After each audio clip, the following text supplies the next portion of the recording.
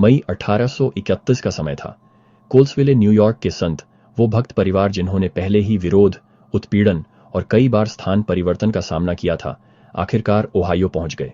उन्होंने नई जगह पर इकट्ठा होने के लिए पैगंबर जोसेफ स्मिथ की सलाह मानने के लिए लगभग सब कुछ त्याग दिया था। जब वे पहुंचे तो थके हुए, आशावान और सिययोन बनाने को तैयार थे। लेमन कोपले, एक धर्मांतरित और पूर्व शेखर जिसके पास थॉम्पसन ओहायो में खेत था, ने उन्हें अपनी जमीन पर रहने की पेशकश की थी। यह प्रार्थना का उत्तर था, लेकिन इसके साथ कुछ शर्तें थीं। लेमन अब भी अपने कुछ शेखर विश्वासों को मानता था, और जब वो गिरजाघर में शामिल हो गया था तब भी उसे पूरी तरह से समर्पण के नियम पर जीने में परेशानी हो रही थी। यहीं से सिद्धांत और अनुबंध 51 शुरू होता है। बिशप एडवर्ड पार्ट्रिज को इन नए आने वालों को एक समर्पित समुदाय में संगठित करने का काम सौंपा गया था।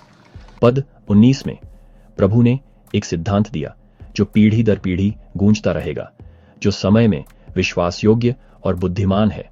वह मेरे पिता द्वारा उसके लिए तैयार की गई हवेली का उत्तराधिकारी पाने के योग्य माना जाता है। यह सिर्फ जमीन के प्रबंधन के बारे में नहीं था, यह विश्वास के प्रबंधन के बारे में था। प्रबंधक का पद, यह विचार कि हमें जो दिया गया है, चाहे जमीन हो या नेतृत्व, वह प्रभु का है और हमें उसकी देखभाल ईमानदारी और समर्पण के साथ करनी है। लेकिन चीजें जल्दी ही बिगड़ गईं। जून की शुरुआत तक लेमन कोपले ने अपना विचार बदल दिया।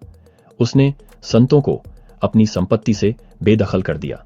अचानक ये परिवार जिन्होंने इतना त्याग किया था, फिर से बेघर हो गए। सिद्धांत और अनुबंध का खंड 54 नुकसान की उस घड़ी में प्राप्त हुआ था। प्रभु ने उनके दर्द को स्वीकार किया, लेकिन कहा, उस पर हाय जिसके द्वारा यह अपराध आया है, और फिर जिन्होंने अपनी वाचाओं और आज्ञाओं को रखा है, उन पर नहीं।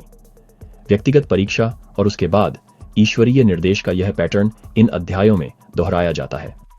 सिद्धांत और अनुबंध 52 में प्रभु ने मिशनरियों को भविष्य के सिययोन, मिसौरी जाने के लिए तैयार किया। कुछ शुरुआती धर्मांतरित लोगों में भ्रम और यहां तक कि आध्यात्मिक धोखा भी था। इसलिए प्रभु ने सत्य को समझने का एक तरीका सिखाया जो पराजित होता है और फल नहीं लाता। इसी आदर्श के अनुसार वह मुझ में से नहीं है।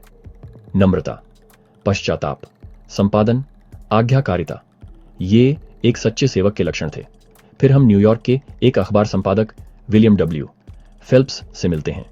वह मूल समूह का हिस्सा नहीं था, लेकिन जून 1831 तक वह कर्टलैंड पहुंचा और बपतिस्मा लिया। कुछ ही दिनों बाद प्रभु ने सिद्धांत और अनुबंध 25 दिया, जिसमें उसे बच्चों के लिए किताबें लिखने और गिरजाघर के प्रकाशनों में मदद करने के लिए कहा गया। प्रभु ने उसकी प्रतिभा को देखा, न कि केवल उसकी गवाही को, और उसे उसके उपहारों के अनुरूप एक प्रबंधक का पद दिया। और इसलिए कोल्सविले संतों की कठिनाइयों, यात्रा करने वाले मिशनरियों को दिए गए पाठों और एक नए धर्मांतरित व्यक्ति की विशिष्ट बुलाहट के बीच एक सच्चाई स्पष्ट हो जाती है। सिययोन सिर्फ एक जगह नहीं है, यह लोग हैं। वे लोग जो अपने पास जो है उसे समर्पित करते हैं।